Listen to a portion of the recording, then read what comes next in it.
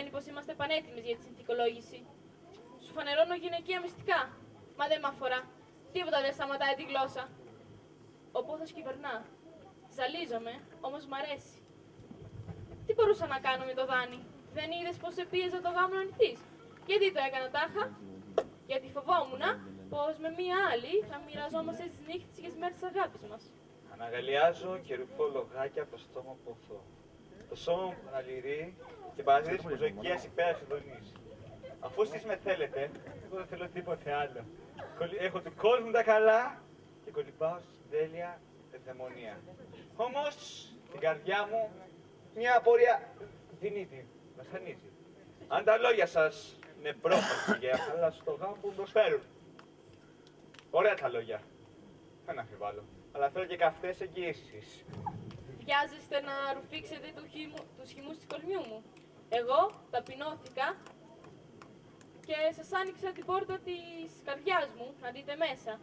Και εσείς, αχόρταγε, φτάσατε στα άκρα. Δεν την αξίζω την αγάπη σας. Δεν χορταίνω με λόγια επειδή δεν πιστεύω τη χαρά που μου δίνετε. Δεν πιστεύω τίποτα. Είμαι σαν το Θωμά τον άπιστο. Θέλω πρώτα να αγγίξω. Ο ερωτός σας είναι βίος και τυραννικός. Μα πώς αλλιώς την αγάπη σας αποδείξετε αν δεν τη δείχνετε έστω με έργα? Μα πώς θα αποτίσω τον άντρα μου? Δεν το απαγορεύει ο Θεός. Αν ο Θεός συντομός μπορούμε να τα βρούμε. Μα δεν μας βλέπει. Δεν λένε πως υπάρχει θεία δίκη. Μα αφήστε τώρα όλους αυτούς τους γελίους συνδυασμούς που πήγαμε για το φτωχό κοσμάκι.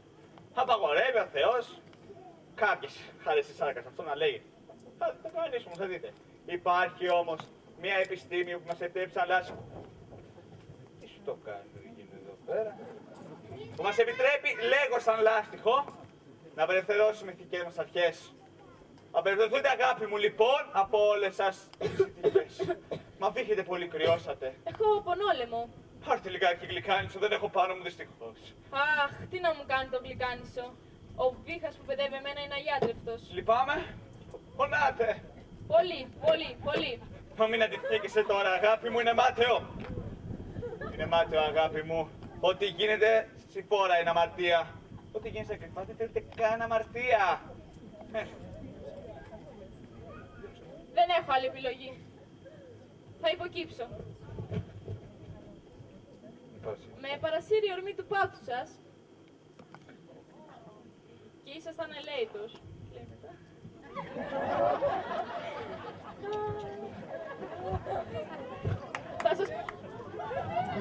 Θα σας παραδοθώ ολοκληρωτικά.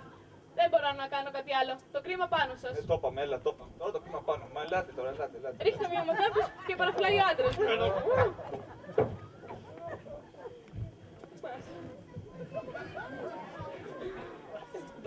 Παπα. Η ψυχή μου έχει πάει στο πισινό μου.